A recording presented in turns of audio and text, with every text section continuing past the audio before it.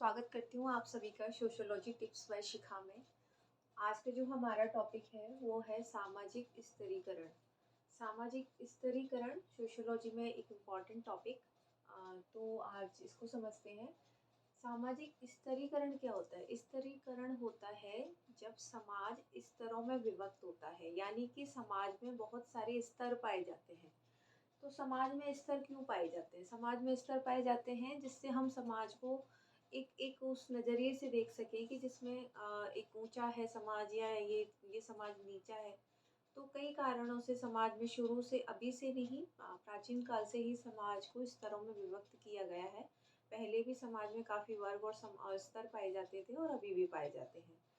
तो जो अंग्रेजी शब्द है हमारा स्ट्राटिफिकेशन, तो उसको बोलते हैं स्तरीकरण। ठीक है, जब समाज में एक ऊपर से यानी एक बड़े लेवल से और नीचे तक, उच्च से निम्न तक जब समाज को हम स्तरों में बांट देते हैं, उसको सामाजिक स्तरीकरण कहा जाता है। तो सामाजिक स्तरीकरण की डेफिनेशन देख लीजिए। पहली है सदरलैंड एंड वुडवर्थ।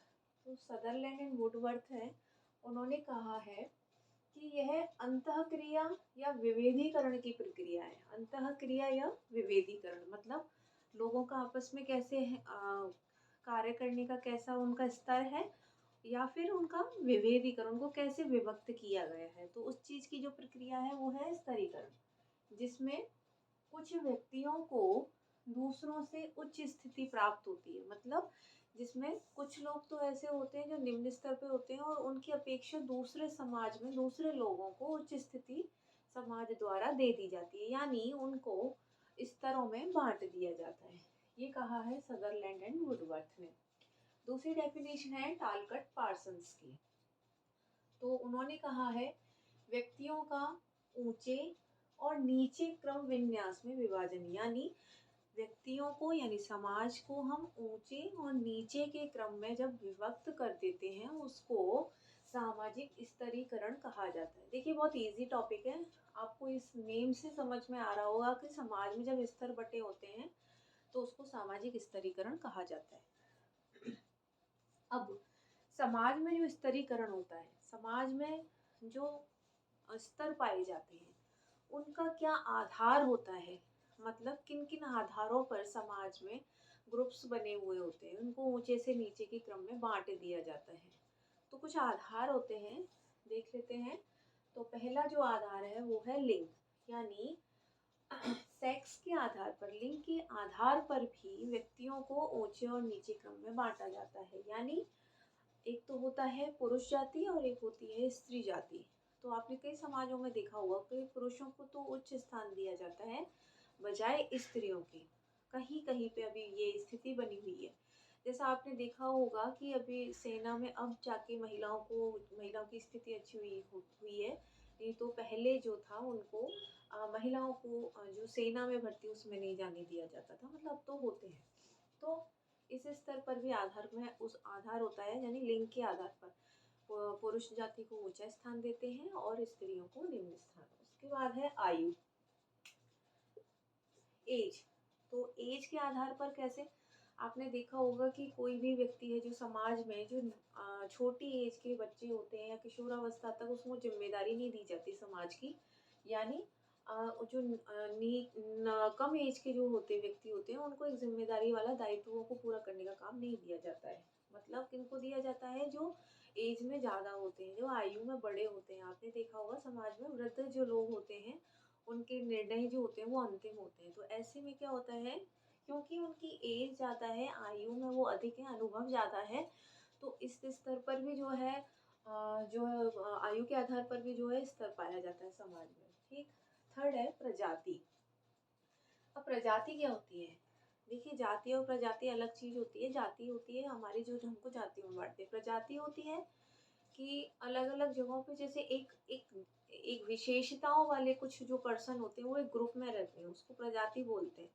तो प्रजाति के आधार पर कैसे स्तरीकरण होता है? जैसे देखा होगा कि कई ऐसे इलाके अभी भी ऐसे क्षेत्र अभी भी हैं, जैसे अफ्रीका है और ऐसे, तो वहाँ पे कई प्रजातियां पाई जाती हैं। तो उन प्रजातियों में आज भी संघर्ष चल रहा है। मतलब प्रजाति के आधार पर भी उनमें स्तरीकरण पाया जाता है। जैसे अमेरिका में श्वेत लोग पाए जाते हैं और एक नीग्रो लोग होते हैं और मंगोलाइट प्रजाति होती है, कार्किशाइड प्रजाति होती है। तो ये जो प्रजाति होती है उनमें संघर्ष पाया, जैसे अमेरिका में आज भी श्वेत और नीग्रो लोगों में स्तरीकरण पाया जाता है, यानी उनमें अभी भी संघर्ष है। उनमें ये है कि वो श्वेत लोग जो होते हैं वो अपने आप को उच्च मानते हैं और जो नीग्रो लोग हैं जो काले वर्ण के हैं उनको अभी भी निम्न माना जाता है। ये हुआ प्रजाति के आधार पर। फिर है जन्म के आधार पर। जन्म के आधार पर स्तरीकरण कैसे होता है? देखिए, जन्म हमारा जो होता है वो होता है किसी जाति विशेष में। तो जन्म के आधार पर स्तरीकरण में उच्च जाति में अगर किसी व्यक्ति ने जन्म लिया है तो वह उच्च जाति का, उच्च कुल का माना जाता है। और यदि व्यक्ति ने किसी निम्न जाति में जन्म लिया है तो वह निम्न कुल का माना जाता है। यानी जन्म के आधार पर भी, या कह सकते हैं जाति के आधार पर भी समाज में स्तरीकरण पाया जाता है। आपने देखा होगा उच्च जाति के लोग जो होते हैं वो अलग होते हैं, वो निम्न जातियों से मतलब अपना कम व्यवहार रखते हैं। फिर है शारीरिक व बौद्धिक कुशलता के आधार पर।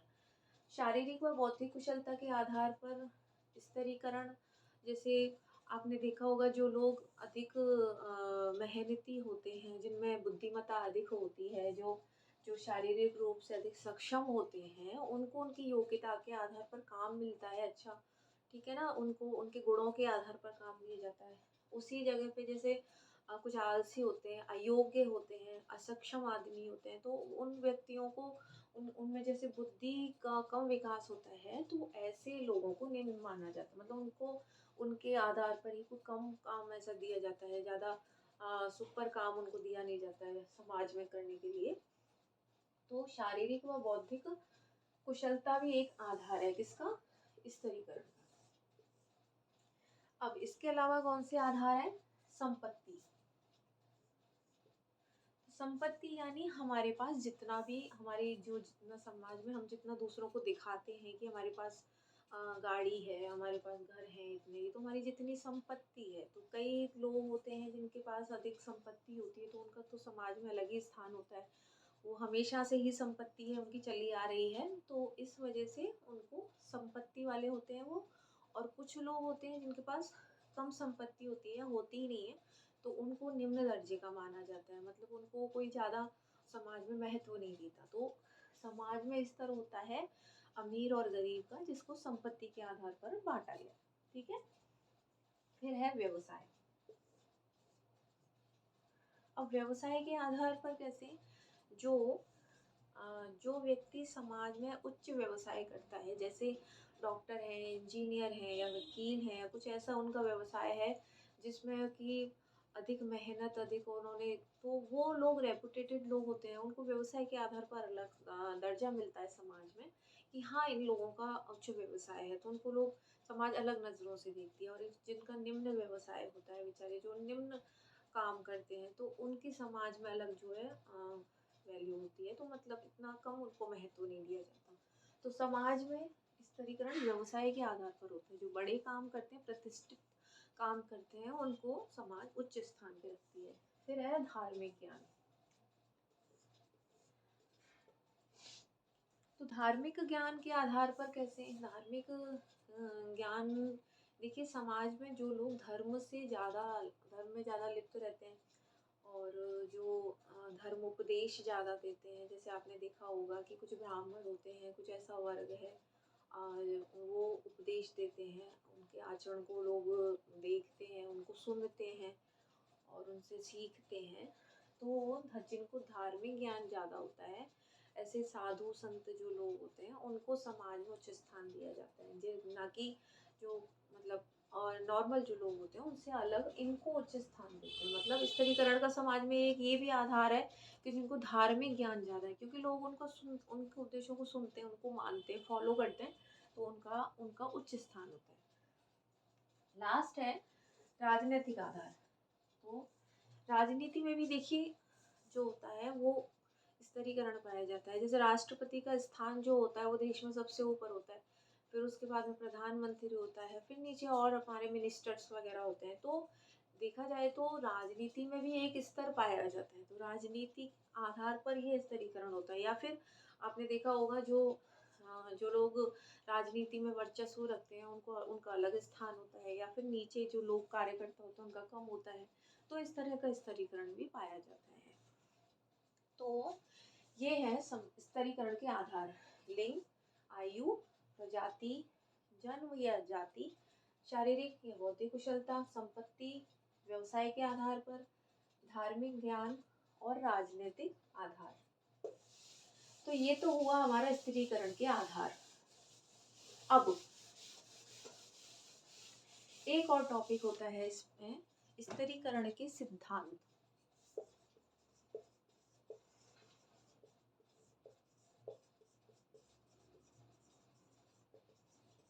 स्तरीकरण के सिद्धांत यानी कुछ थ्योरीज हैं समाज में जो स्तरीकरण की जो उनको समझाया है उन्होंने। तो सबसे पहली जो थ्योरी आती है वो कार्ल मार्क्स की कॉन्फ्लिक्ट थ्योरी आती है, यानी कार्ल मार्क्स की वर्ग संघर्ष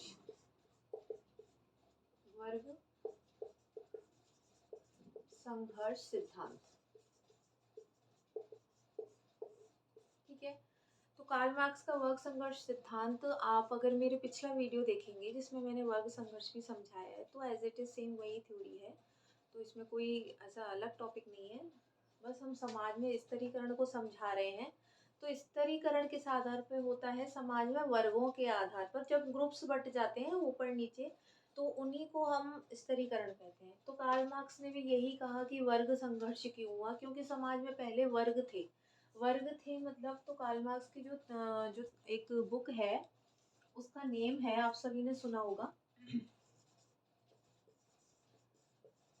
कम्युनिस्ट मैनिफेस्टो।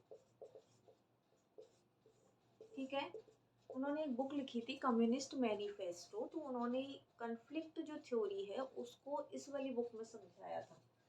तो उन्होंने कहा था कि देखिए, समाज में जो पहले हम आदि मानव थे उस टाइम पे कोई वर्ग था ही नहीं। फिर उसके बाद में धीरे धीरे जब विस्तार हुआ, समाज आगे बढ़ा, तो कृषि विस्तार होने लगा, कृषि खेती वगैरह लोग जानने लगे, तो जागीरदार हुए। फिर उनके यहाँ श्रमिक हुए, यानी दो वर्ग बने, जागीरदार श्रमिक। फिर धीरे धीरे टेक्नोलॉजी आ गई, अत्याधुनिक सुविधाएं आ गई, तो उसकी वजह से दो वर्ग बन गए। एक तो पूंजीपति वर्ग बना और एक जो है श्रमिक वर्ग बना। यानी पूंजीपति वर्ग था वो बुर्जुआ वर्ग कहलाता था, और श्रमिक वर्ग है सर्वहारा वर्ग कहलाता था। अब पूंजीपति और श्रमिक,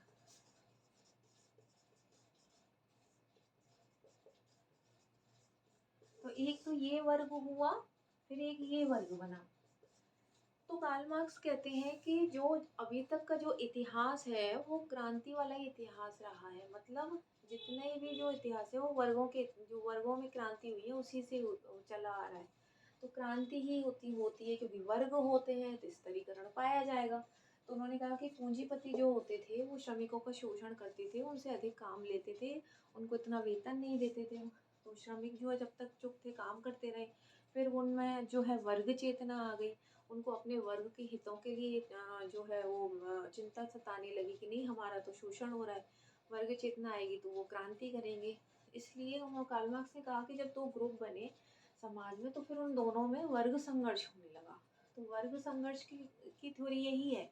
उन्होंने कहा कि जब स्तरीकरण इस रूप में हुआ, पहले तो था नहीं, फिर बाद में धीरे धीरे जब आर्थिक स्तर पे लोग बटे तो फिर ग्रुप बनने लगे और फिर उनमें जो है संघर्ष होने लगा।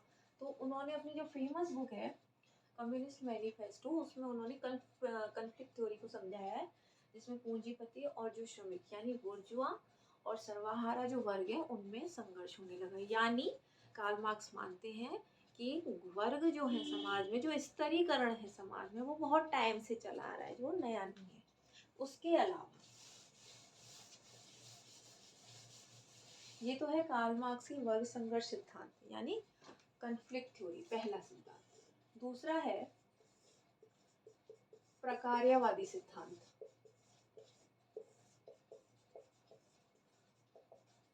अब जो प्रकार्यवादी सिद्धांत है वो किसने दिया है? वो दिया है